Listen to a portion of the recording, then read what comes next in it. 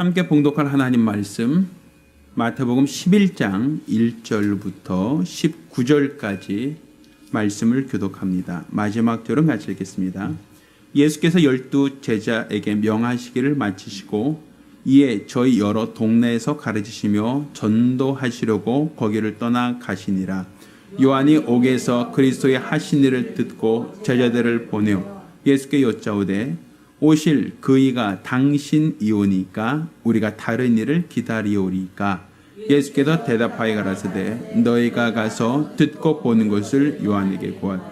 소경이 보며 안진뱅이가 걸으며 문둥이가 깨끗함을 받으며 귀머거리가 들으며 죽은 자가 살아나며 가난한 자에게 복음이 전파된다 하라. 누구든지 나로 인하여 실족하지 아니한 자는 복이 있도다 하시니라. 저희가 떠나매 예수께서 무리에게 요한에 대하여 말씀하시되 너희가 무엇을 보려고 광야에 나갔더냐? 바람에 흔들리는 갈대냐? 그러면 너희가 무엇을 보려고 나갔더냐? 푸른 옷 입은 사람이냐? 부드러운 옷을 입은 자들은 왕궁에 있느니라. 그러면 너희가 어찌하여 나갔더냐? 선자를 보려더냐? 옳다. 내가 너에게 이르노니 선자보다도 나은 자니라. 기록되어 보라, 내가 내 사자를 네 앞에 보내노니 저가 뇌 길을 내 앞에 예비하리라 하신 것이 이 사람에 대한 말씀이니라. 내가 진실로 너에게 말하노니 여자가 낳은 자 중에 침례 요한보다 큰 이가 일어남이 없도다. 그러나 천국에서는 극히 작은 자라도 저보다 크니라. 침례 요한의 때부터 지금까지 천국은 침노를 당하나니 침노한 자는 빼앗느니라. 모든 선자와 및 율법에 예언한 것이 요한까지니 만일 너희가 즐겨 받을진대 오리라 한 엘리야가 곧 이 사람이니라. 귀 있는 자는 들을지어다. 이 세대를 무엇으로 비유할꼬? 비유컨대 아이들이 장태에 앉아 제 동물을 불러 가로되 우리가 너희를 향하여 피리를 불어도 너희가 춤추지 않고 우리가 애곡하여도 너희가 가슴을 치지 아니하였다 함과 같도다. 요한이 와서 먹지도 않고 마시지도 아니하매 저희가 말하기를 귀신이 들렸다 하더니 같이 읽습니다. 인자가 와서 먹고 마심에 말하기를 보라 먹기를 탐하고 포도주를 즐기는 사람이요 세례와 죄인의 친구로다 하니 지혜는 그 사람의 행한 일로 인하여 옳다함을 얻느니라. 아멘.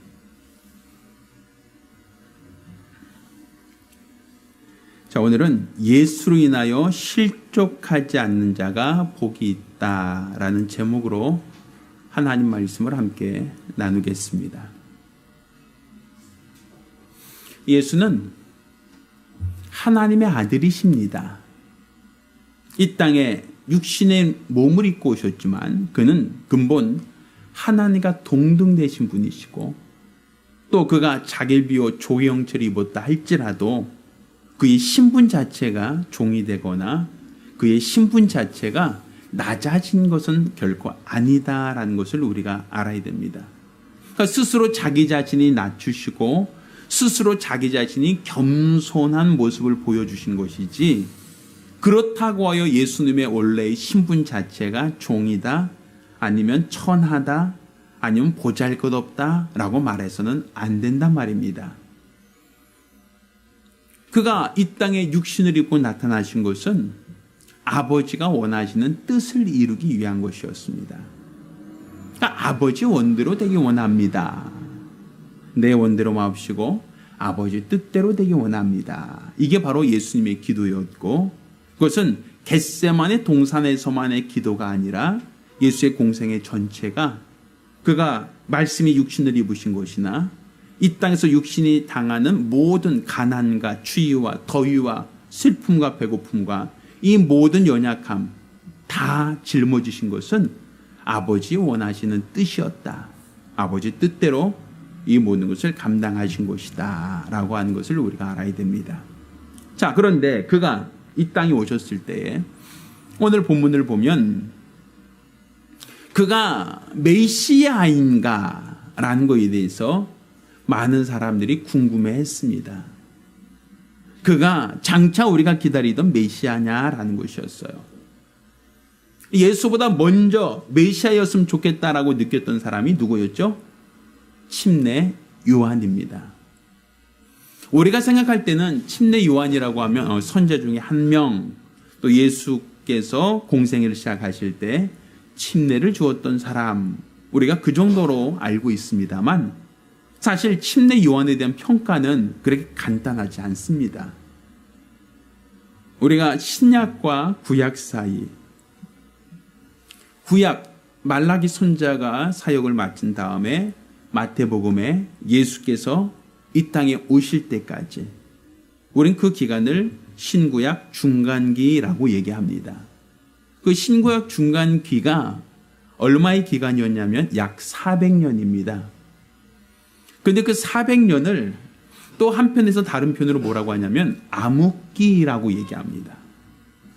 400년을 왜 암흑기라고 하냐면 하나님께서 선자를 세우지 않으셨기 때문에 그렇습니다. 하나님께서 선자를 세워서 그들에게 하나님의 말씀을 알려주셔야 되는데 하나님의 뜻을 그들에게 계시를 해야 되는데 말라기 선자 이후로 하나님께서는 예수가 이 땅에 오실 때까지, 아니 침례 요한이 광야에서 외친 자의 소리가 되기까지는 400년간 선자가 없었어요. 400년이라고 한 기간은 결국 짧은 기간이 아닙니다. 그러니까 이스라엘 백성들은 자기들이 잘 알고 있는 것처럼 사사기라고 하는 역사를 보면 그들이 고난을 당하거나 외적에게 침략을 당했을 때 그들이 하나님께 기도하면 하나님께서는 사사를 들어서 그들에게 구원자를 보내주시고 그들을 억압하였던 가나안족 속으로부터 그들을 구원해 주시고 해방시켜 주었단 말입니다. 이게 바로 이스라엘의 역사예요. 그들이 고난을 당하고 또 침략을 당하고 어려움을 당할 때 그들이 하나님께 기도하면 하나님께서는 이 사사를 보내사 혹은 선자를 보내사 그들에게 하나님의 뜻을 알려주시고 그들을 구원해 주셨던 것이 이스라엘의 반복적인 역사인데, 그런데 이스라엘 백성이 나라를 빼앗기고 또 고역을 하고 고통 중에 있음에도 불구하고 하나님이 400년간 선자를 보내주지 않았단 말입니다. 그러니 선자가 오기를 기다리고 갈급했던 이스라엘 백성들에게 있어서 침례 요한은 어떤 존재겠습니까? 400년 만에 온 선지자인데 400년 만에 나타난 하나님의 사자인데 그들에 대한 기대가 얼마나 컸겠습니까? 그러니까 침례 요한이 광야에서 그냥 메뚜기와 석청을 먹으면서 회개하라 독사 자식들아 하면서 그들에게 침례를 주고 그들에게 회개를 촉구할 때 온 이스라엘이 선자가 왔다는 거예요. 이제 우리에게 비로소 하나님의 목소리가 전달될 수 있었다는 거예요. 그러므로 인하여 400년 만에 처음 온 선자에 대한 기대치가 굉장히 컸겠죠. 높았겠죠. 그런데 침례 요한은 이 사역을 채 마치기도 전에 바로 예수가 오셨단 말입니다. 그리고 공교롭게도 침례 요한은 바로 잡혀서 헤롯궁에 갇혀 있단 말이죠. 그런데 오늘 본문을 보면 침례 요한이 물어봅니다. 제자를 보내죠. 오시리가 당신이니까 아니면 우리가 다른 일을 기다려야 됩니까? 하고 물어보죠. 그러니까 침례 요한이지만 예수를 침례를 줬던 사람, 예수를 오시는 걸 보고 당신은 내가 신들매 풀기도 감당치 못하겠습니다 라고 하며 예수를 침례를 줬던 그 사람이 예수께 대하여 오실 리가 당신입니까? 아니면 우리가 다른 일을 기다려야 됩니까? 라고 물어봐요. 그 얘기는 다른 말로 내가 메시아면, 침례 요한 자신이 메시아면 물어볼 필요가 있어요? 없어요? 없죠. 내가 메시아면 내가 메시아다라고 얘기하면 되는데 사람들은 자기를 구원하실 메시아를 기다리고 있어요. 우리들을 이 속박에서 구원할 메시아를 기다리고 있는데 침례 요한은 내가 아니라는 걸 알고 있어요. 나는 광야에서 외친 자의 소리에 불과할 뿐이지 나는 너희가 기다리는 메시아는 아니다라는 거예요. 그런데 자기가 침례를 주었던 예수께 대하여 당신이 오실 자입니까? 당신이 바로 약속대로 오실 그분 맞습니까? 하고 물어봐요. 자, 그러자 예수님께서 뭐라고 말씀하십니까? 자, 너희가 가서 보고 들은 것을 요한에게 고하되 소경이 보며 안진뱅이가 걸으며 문둥이가 깨끗함을 받으며 귀머거리가 들으며 죽은 자가 살아나며 가난한 자에게 복음이 전파된다 하라. 다른 말로 예수가 누구시다? 너희가 기다리던 누구시다? 메시아라는 것이죠. 그가 하나님 나라를 단지 말로 전하지 아니하고 하나님만이 하실 수 있는 고유한 능력을 그가 나타내므로 그가 바로 하나님이 보내신 자라고 하는 것을 보여준다, 증거한다라는 얘기입니다. 그러니까 예수가 오셔서 바로 네가 기다리던 메시아야, 내가 그 사람 맞아 라고 얘기한 것이 아니라 예수께서는 그냥 말로 언행으로 그냥 말씀으로 내가 메시아야, 나는 하나님의 아들이야 라고 스스로 고백한 것이 아니라 그가 하는 일을 통해서 하나님 나라에는 말에 있지 않고 뭐에 있다? 능력에 있다 하였으니 그 하나님만이 하실 수 있는 능력을 보여줌으로 내가 바로 하나님이 보내신 자요 너희가 기다리던 누구시다? 메시아다라는 것을 요한에게 알게 하는 겁니다. 자, 그런데 오늘 본문을 보면 6절 말씀 읽겠습니다. 시작. 누구든지 나를 인하여 실족하지 아니하는 자는 복이 있다라고 얘기해요. 참 말이 이 성경 읽으면서 좀 의아하다고 생각하지 않으셨어요?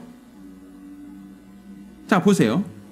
우리 4절 말씀부터 봅니다. 예수께서 대답하여 가라사대 때 너희가 가서 듣고 보는 것을 요한에게 구하되 소경이 보며 안진뱅이가 걸으며 문둥이가 깨끗함을 받으며 귀머거리가 들으며 죽은 자가 살아나며 가난한 자에게 복음이 전파된다 하라. 자, 어떤 부분이에요? 지금 능력이 많은 메시아, 어떤 각색 병든 자랄지라도 고치고 그들을 치유할 수 있는, 그들의 문제를 해결할 수 있는 전능자다라는 것을 그가 말하고 있어요. 그냥 단지 내가 바로 너희가 기다리던 메시아 맞아요 라고 말하는 게 아니라 그 따르는 기사와 표적과 능력으로 내가 너희가 기다리던 메시아가 맞다라는 걸 증명하고 있단 말입니다. 그런데 6절에 누구든지 나를 인하여 뭐하지 않는 자? 아니, 메시아가 왔는데 왜 실족을 합니까? 메시아가 와서 소경의 눈을 뜨게 하고 귀머거리가 듣게 하고 문둥이를 깨끗하게 하고 죽은 자를 살리고 그들의 문제를 해결해 주는데 왜 실족한다는 표현을 씁니까? 우리가 생각할 때 이상하잖아요. 아니, 소경의 눈을 뜨게 했습니다. 그리고 나로 인하여 실족하지 마라. 이상하잖아요, 뭔가. 문둥이를 깨끗하게 했습니다. 자, 나로 인하여 실족하지 마라. 연결이 됩니까? 죽은 자를 살렸습니다. 사람들이 환호합니다. 우와, 죽은 자 살아났어. 근데 예수께서 나로 인하여 실족하지 마라. 연결이 돼요, 그렇게? 아니, 능력이 없어서, 할 수가 없어서, 그래서 예수 보고선 실망을 해서, 우리가 기다리던 분이 저분인 줄 알았는데 아니네? 그래서 실망하고 그래서 실족한다라는 이해가 돼요. 그런데 여기서는 능력이 많다는 거예요. 소경의 눈을 뜨게 하고 안진뱅이를 일으키게 하고 귀머거리를 듣게 하고 문둥이를 깨끗하게 하며 죽은 자를 살린다는 거예요. 그러면 그렇게 전능하신 분이 오셨어요. 그들이 그토록 오랫동안 기다리던 메시아가 오셨어요. 그런데 나로 인하여 실족하지 않는 그 사람이 복이 있다. 아니, 능력 많은 예수를 보면서 왜 사람들이 실족을 합니까? 병자를 고치고 죽은 자를 살리는 그 능력 많은 분이 오셨고 그들이 오랫동안 기다리던 메시아가 오셨는데 왜 예수 보고 실족한다는 표현을 씁니까? 우리가 좀 생각할 때 이해가 안 가잖아요. 저만 이해가 안 가는 건가요? 그런데 오늘 이 본문을 우리가 곱씹어 보면 왜 예수님께서 침례 요한이 당신이 오실 자입니까? 아니면 우리가 다른 일을 기다려야 됩니까? 라고 할 때 당신은 맞아, 너희가 기다리는 메시아 맞아. 그래, 내가 바로 하나님의 아들 맞아. 이렇게 어떤 언어로 말로써 자기 자신을 증명하지 않으셨어요. 너희가 보고 들은 것을 전해라 하면서 소경이 나로 인하여 눈을 뜨게 될 것이다. 귀머거리가 나로 인하여 듣게 될 것이다. 또 문둥이가 나로 인하여 깨끗함을 받게 될 것이다. 또한 죽은 자가 나로 인하여 살아날 것이다. 그럼 예수님께서는 그냥 내가 말로 메시아가 아니라 나의 행동을 보고 나를 통하여 나타난 능력을 보고 내가 바로 메시아라는 것을 너희가 알았으면 좋겠다라는 것이었어요. 그러고 나서 실족하지 않은 자가 복이 있다는 것은 다른 말로 그들이 메시아를 기다린 목적이 무엇입니까? 그들이 그토록 오랫동안 메시아를 기다리는 그 이유가 뭐예요? 자기들을 지금 로마가 지배하고 있단 말입니다. 우리나라로 친다면 일본이 우리나라를 강제 점령하고 우리나라를 한일 합방시켰던 것처럼 로마라고 하는 이 거대한 나라가 이스라엘 백성을 지금 속박하고 그들이 이스라엘을 다스리고 있단 말이에요. 그럼 그들이 자기들이 기다리던 메시아는 어떤 분이에요? 로마로부터 그들을 구해낼 메시아. 옛날 사사들이 미리암 군대를 몰아내고 아람 군대를 몰아내고 그들이 이스라엘 백성을 해방시켰던 것처럼 그것처럼 예수께서도 어떠기를 원하는 거예요? 자기들을 지금 속박하고 있는 로마로부터 구원해 줄 것을 기다리고 그러한 기다림 속에 메시아를 기다리고 있는 거예요. 그런데 예수님께서는 이 땅에 오셨을 때에 로마를 멸망시키고 로마로부터 이스라엘 백성을 자유케 하는 것이 목적이 아니었단 말이에요. 예수 그리스도께서는 오히려 가이사의 것은 가이사에게 하나님의 것은 하나님께 이런 표현으로 세금 바치는 것도 일정 부분은 수용하고 있거든요. 로마가 이 세리장이들을 세워놨어요. 이 세리장이라고 하면 우리나라로 친다면 친일파입니다. 이 세리장이들이 뭐 하는 사람이냐 하면 로마는 이 조그만 도시 국가였어요. 근데 지중해 연안 다 통치하고 다스리게 거대 제국이잖아요. 그럼 로마에서 나오는 군대만으로 지중해에 있는 모든 나라들마다 군대를 다 파병할 만큼 능력이 안 되죠. 그래서 로마가 취한 방법이 무엇이냐면 분봉왕 제도였어요. 우리한테 협조하면 너희 중에 왕을 세우겠다라는 거예요. 너희 중에 나에게 협조하지 않으면 거긴 군대가 주둔해서 우리가 직접 너희를 통치하겠다는 것이고 우리말에 잘 협조하면 너희 중에 왕을 세워서 그 사람이 너희를 자치적으로 다스릴 수 있도록 하겠다라는 거예요. 대신 너희는 뭐만 잘 내면 된다? 그렇죠. 세금만 잘 내면 된다는 거예요. 그래서 로마에서는 지역마다 세금을 부과했어요. 얼마씩. 뭐 우리가 인두세라 그래서 머리 한 명당 얼마, 주민세라 그래서 그렇게 세금 부과하면 참 좋겠지만 로마에서도 지역마다 나름대로 여기는 10달란트, 여기는 100달란트 하고서는 세금 액수를 정해놨단 말입니다. 그러면 거기는 분봉왕이 백성들 쫓아다니면서 세금 내세요 하고 쫓아다니면 세금 내겠어요? 안 내겠어요? 잘 안 내겠죠. 그래서 관리를 세운 게 바로 세리장이에요. 세리. 이 세리들한테 세금 징수권을 준 거예요.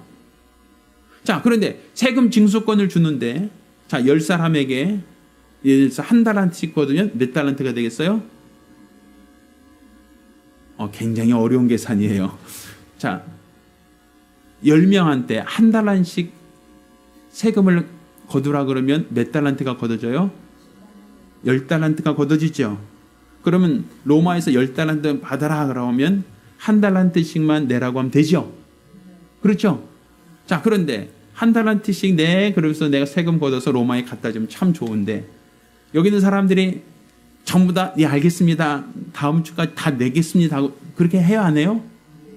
안 하죠. 못 하죠. 그중에 가난한 사람도 있고 부유한 사람도 있는데 부유한 사람은 어떻게 할지 몰라도 가난한 사람들은 한 달란트 너무 많단 말이에요. 못 내죠. 그럼 못 내면 어떻게 해요? 그 사람이 연체되죠. 세금이. 그러면 로마에서는 언제까지 내라고 했으니까 받아가려고 해, 안 받아가려고 해요? 갖다는 줘야 돼. 그런데 여기는 세금이 잘 징수가 안 돼. 그럼 그 사람들을 어떻게 했어요? 세리장인들은 강제로 돈을 뺐다시피 하겠죠. 그렇죠? 그러니까 강제로 돈을 뺐다시피 하니까 이 사람들이 그냥 가만히 앉아서 집도 주고 가만히 앉아서 양도 주고 소도 주고 다 가만히 앉아서 줘요? 안 줘요? 뭐 하겠어요? 어떻게 하겠어요? 여러분 같으면 딱 두 가지 중에 하나죠. 하나는 야반도주 하는 거. 그렇죠? 또 하나는 뭐예요? 맞서 싸우는 거. 그거잖아요. 자, 그래서 10명 중에서 야반도주 하는 사람 2명이 생겼어요. 밤에 몰래 도망가 버렸단 말이에요. 그 한 사람은 안 내겠다고 끝까지 버텨. 너 죽어라 하고. 자, 그럼 10달란트를 거둬대는데 지금 몇 사람이 안 내고 있어요? 3사람이 안 내고 있죠. 그 로마에서는 10달란트 내나 하고 지금 손 벌리고 있잖아요. 그럼 세리장이 자기가 3달란트를 자기 돈으로 해서 세금 내주면 참 좋은데 그렇게 안 하죠? 세리장이들도 꾀가 있잖아요. 그러니까 뭐라고 하냐면, 자, 로마에서 몇 달란트를 거두라고 했어? 15달란트를 거두라고 했어 하고 걷는 거예요. 이해되시죠? 왜? 이 중에서 도망갈 사람, 못 낼 사람들이 있으니까 낼 만한 사람에게 더 달라고 하는 거예요. 그래서 낼 만한 사람이 야, 넌 2달란트야 원래. 그렇게 원래는 1달란트씩만 거두면 되는데 그 중에 도망갈 사람, 그 중에서 피난갈 사람 다 있으니까 어떤 사람한테는 야, 넌 2달란트야. 야, 넌 3달란트야 하고서는 원래 정한 액수보다 많이 청구하는 거예요. 그럼 그들 중에 참 견디기 힘들지만 내라고 하니까 어쩔 수 없이 내겠죠. 그렇죠? 그래서 걷었어요. 그런데 로마에는 몇 달란트만 갖다 주면 돼요? 근데 걷다 보니까 13달란트가 걷어졌네. 몇 사람 도망가고 그거 쳐도 그러면 13달란트가 걷어졌으니까 로마에다 13달란트를 갖다 주겠어요? 아니면 10개 갖다 주고 3개는 내가 먹겠어요? 그렇죠. 3개를 내가 먹어버린단 말이에요. 왜? 로마에서는 몇 개만 주면 되니까 10달란트만 갖다 주면 되니까 내가 더 거두어서 더 모아놓은 것은 누구 거? 내 거. 그게 된단 말이죠. 그러니까 이스라엘 사람들이 누굴 더 미워하겠어요? 그렇죠. 세리장이 되게 싫어하는 거예요. 이 로마의 앞잡이죠. 우리 고혈을 빤다 그러죠. 완전히 기름을 짜고 우리 피를 쪽쪽 빨아먹는 그러한 아주 야비한 친일파들이란 말이에요. 그런데 예수께서는 세리하고 같이 밥도 먹네? 그 집에 가서 잠도 주무시네? 삭개오 집에 가서 그 집에 유하기도 하시네? 사람들이 예수를 보고 무슨 생각이 들어요? 아니, 메시아 하면 어떻게 해야 돼요? 로마로부터 우리를 구해줘야 되는데 그게 메시아인데, 근데 지금 예수는 뭐 하고 있어요? 가난한 사람, 헐벗은 사람, 세리들, 창기들하고 같이 어울린단 말이에요. 그럼 그들이 기대하는 메시아가 아니죠. 내가 생각하는 메시아, 우리가 기다리고 기다리던 메시아는 우리를 로마로부터 구해낼 메시아, 우리를 이 속박으로부터 해방시킬 메시아를 기다리고 기다려왔는데 정작 메시아가 와서 로마로부터 자기를 구원해내지는 않고 로마의 우호적이란 말이에요. 로마에 대해서 적대적이지 않다는 얘기예요. 그러니까 사람들이 예수를 보고 실망해요, 실망하잖아요. 그 실망한단 말이죠. 그러니까 실망하니까 나중에는 예수를 어떻게 해요? 로마 사람한테 고발해서 넘겨버리잖아요. 그리고 저가 자칭 하나님의 아들이라고 합니다 라고 하면서 예수를 고발해서 십자가에 못 박아 죽이자라고 하잖아요. 아니, 메시아인데, 메시아로 오신 분인데 이스라엘 백성이 오히려 로마 사람들한테 예수를 팔아버렸어요. 로마 사람에게 예수를 좀 죽여달라고 사정하는 거예요. 왜 그런 일이 생겼을까요? 예수께 대하여 뭘 했기 때문에? 실망했기 때문에. 그러니까 예수가 나는 메시아다. 말로 내가 메시아라고 한 게 아니라 다른 기사와 표적한 능력을 보면 내가 바로 하나님께로부터 온 메시아인 것을 너희가 알 것이다. 그런데 예수를 보고 실족한단 말이에요. 예수를 보고 실망한다는 것이죠. 여기서 우리가 한 가지 주목할 부분이 있습니다. 무엇이냐면 우리가 신앙생활을 하면서 우리는 내가 가지고 있는 틀이 있어요. 내가 가지고 있는 이 틀에 하나님을 끼워 맞추고 싶어 해요. 내가 가지고 있는 이 문제를 해결할 분으로서의 하나님이 필요한 거예요. 내가 가지고 있는 이 연약함을 해결할 수 있는 방법으로서의 하나님이 나에게 필요한 거예요. 나를 로마로부터 벗어나게 할 분이 필요했던 것처럼 우리를 가난으로부터 벗어나게 할 분이 필요한 거예요. 우리를 질병이라고 하는 이 문제로부터 우리를 해방시켜줄 분이 필요한 거예요. 그러니까 우리가 하나님을 믿고 하나님을 의지하고 하나님께 기도하는 이 모든 기도 내용 중에 대부분은 나를 이 억압에서부터 풀어주세요. 나를 이 고난으로부터 해방시켜주세요. 로마로부터 우리를 독립시켜주세요라고 하는 것처럼 가난으로부터 우리를 독립시켜주시고 질병으로부터 우리를 벗어나게 해주세요라고 사람들은 계속 하나님을 그렇게 기도해요. 그러니까 내가 믿는 하나님은 어떤 분이길 원하느냐, 내가 어떤 하나님을 기대하고 있고 나는 어떤 하나님을 믿고 어떤 하나님을 사모하고 있느냐라고 하면 그들은 내 문제로부터 내 문제를 도와주실 분, 내 연약함으로부터 벗어나게 하실 분, 내 가난으로부터 나를 부유케 하실 수 있는 분으로서의 메시아를 기다리고 있단 말이에요. 그러니까 많은 기도를 해요. 메시아를 보내달라고, 메시아 보내달라고 기도하는 그 모든 기도 중에 대반은 내 문제로부터 나를 구해주세요. 내 연약함으로부터 나를 구해주세요. 내 환난으로부터 이 문제로부터 나를 구해주세요라고 하는 그러한 사모함, 그러한 갈급함, 그러한 요구를 가지고 우리는 하나님을 찾고 하나님을 의지하고 있는 것 아니냐는 것이죠. 그런데 우리 주님 오셔서 우리 인생의 문제를 만날 해결하기 위해 오셨는가라는 거예요. 물론 그분이 소경의 눈을 뜨게 하셨고 안지명이도 일으키셨고 귀머거리도 듣게 하셨고 문둥이도 깨끗하게 하셨고 죽은 자도 살리신 것은 분명히 맞습니다. 그 역사를 안 했다는 얘기 아니에요. 분명히 있었습니다. 분명히 그 일을 하셨습니다. 그렇지만 그것이 목적은 아니었다는 것이죠. 병자를 고치는 목적을 위하여 오신 건 아니라는 거예요.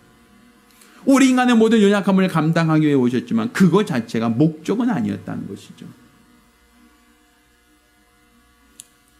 과연 우리는 어떠한 하나님을 기대하고 있고 어떤 하나님을 믿고 있는가? 능력이 많으신 하나님, 내가 기도할 때마다 내 기도를 들으시고 응답하실 수 있는 전능하신 하나님을 우리는 사모하고 있고 우린 그런 하나님께 기도하고 있습니다. 그런데 왜 우리 하나님에게 대해서 실망하고 때로는 시험 들고 왜 우리는 실족할까요? 내가 원하는 것을 이루어주는 그 역할을 안 하셨을 때, 내가 원하는 그 목적을 이루어지지 않으셨을 때, 내가 원했던 것을 하나님께서 외면하셨을 때 우리 많은 사람들은 실망을 합니다.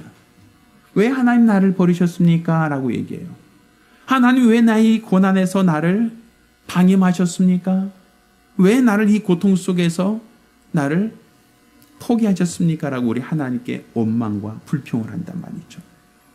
이것은 마치 이스라엘 사람들이 로마로부터 우리를 구속할 자, 로마로부터 우리를 독립시켜줄 자, 로마로부터 우리 그 압제에서 벗어나게 하실 분으로서의 메시아를 기다리고 있는 그들이 가지고 있는 수로관념, 그들이 가지고 있는 이 틀이 있단 말입니다. 내가 원하는 하나님, 내가 원하는 신, 내가 원하는 어떠한 능력의 하나님을 기다리고 있어요. 그런데 그분이 오신 것은 굳이 내 문제만을 해결하기 위해서 오셨는가라는 것이죠. 내가 원하는 대로 내 입맛대로 맞춰주시려고 오신 분이시냐라는 것이죠. 예수님께서는 내 입맛을 맞춰서 사역하신 것이 아니라 그가 죽으시기까지 아버지요, 아버지 원대로 되기 원합니다. 아버지요, 아버지 뜻대로 되기 원합니다.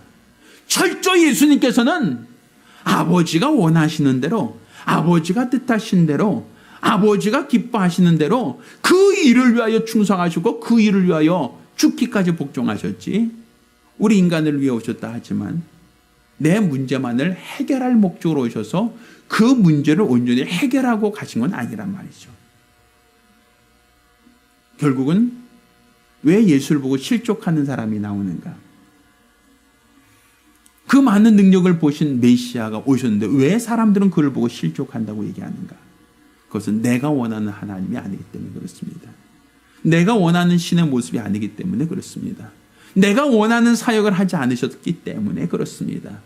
그의 공생애가 내가 원하는 것처럼 로마로부터 구원해 주신 그 역할을 안 하셨기 때문에 사람들은 예수를 보고 실족한다 라고 얘기하는 겁니다. 그럼 과연 우리는 그렇지 않나요? 우리는 자유로울 수 있나요? 내가 원하는 하나님, 내가 바라는 하나님, 내가 기대하는 하나님을 아직까지도 믿고 그 하나님이 내 문제를, 그 하나님께서 내 연약함을, 그 하나님께서 나의 모든 고난을 벗어나게 하신 목적, 그것을 위해서 마치 주님이 오셔야 되고 그 목적을 이루기 위해서 주님이 이 땅에서 사역을 하셨다라고 우리가 그렇게 생각한다면 우리는 주님 때문에 또 다른 실망, 또 다른 좌절을 맛볼 수밖에 없습니다. 따라서 우리는 내 입맛에 맞는 하나님이 아니에요. 아버지 원대로 죽기까지 순종하셨던 예수, 그분은 내 입맛을 맞추려고 오신 분이 아니라 아버지의 뜻을 이루기 위해 오셨다는 것을 믿으시길 바랍니다. 따라서 내가 내 입맛에 맞는 신을 구하기보다는 아버지 원하신 뜻이 무엇인지, 또 그것을 알고 내가 그 뜻 안에서 자유하고 그 뜻 안에서 평안하고 그 뜻 안에서 온전해지려고 하는 이 믿음과 적극적인 자세가 필요한 겁니다. 단지 하나님을 배제하고 하나님의 뜻과 무관하게 인생고를 해결하기 위해 오신 분은 결코 아니시라는 것을 우리가 믿으시길 바랍니다. 따라서 내가 원하는 하나님, 내가 그리운 하나님, 내가 바라는 하나님, 내가 기대하는 하나님이 아니라 하나님이 정하신 뜻을 우리가 깨닫기 원합니다. 하나님이 복종하셨던 그 복종을 내가 알기 원합니다. 하나님의 뜻을 깨닫고 그 뜻대로 기도하며 하나님이 원하신 뜻을 분별하여 일평생 믿음으로 살아갈 수 있도록 이러한 갈급함과 이러한 사모함 갖기를 예수 이름으로 축원합니다. 우리가 기도하실 때에 우리가 오늘 우리 주님이 원하시는 신앙생활을 하기 원합니다. 내가 원하는 하나님이 아니라, 내가 기대하는 하나님이 아니라, 내가 원하는 틀에 맞춰진 하나님이 아니라 내 믿음이 하나님의 뜻을 깨달아 분별하기 원합니다. 내 믿음이 하나님을 온전히 이해하고 하나님이 원하신 거룩한 뜻대로 내가 순종하며 살기 원합니다. 우리 하나님께서 도와주시옵소서. 간절히 사모하며 한 목소리로 기도합니다. 걸어가신 아버지 하나님, 우리가 하나님을 알고 하나님을 믿고 하나님을 의지한다라고 할 때 내가 믿는 하나님은 어떤 분이신가, 내가 기대하는 하나님은 누구신가라는 것을 깨닫고 분별할 수 있도록 도와주시옵소서.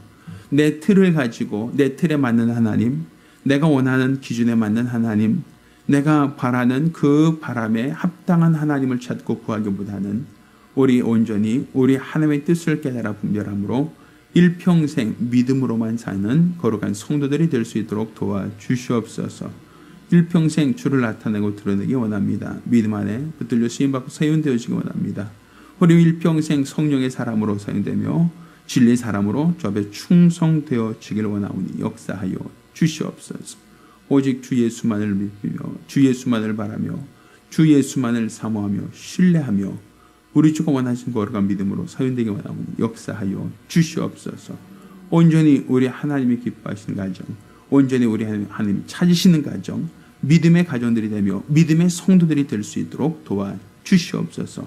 어느 때라 할지라도 주의 뜻대로 순종하셨던 예수님처럼 내 평생에 욕심껏 신앙생활하기보다는 주의 뜻을 깨닫고 주의 뜻대로 신앙생활할 수 있는 성도들이 될 수 있도록 도와주시옵소서. 감사드리며 살아계신 우리 주 예수 이름으로 기도드렸습니다. 아멘. 이제는 우리 주 예수 그리스도와 아버지 하나님의 극진하신 사랑과 보혜사 성령님의 교통하시고 역사하심이 오늘 이와 같이 일평생 주의 뜻을 깨닫고 주의 뜻대로 살기로 결심한 우리 모든 성도들과 가정들 위해 이제로부터 영원까지 함께 있을지어다. 우리 하나님께 영광 돌리겠습니다.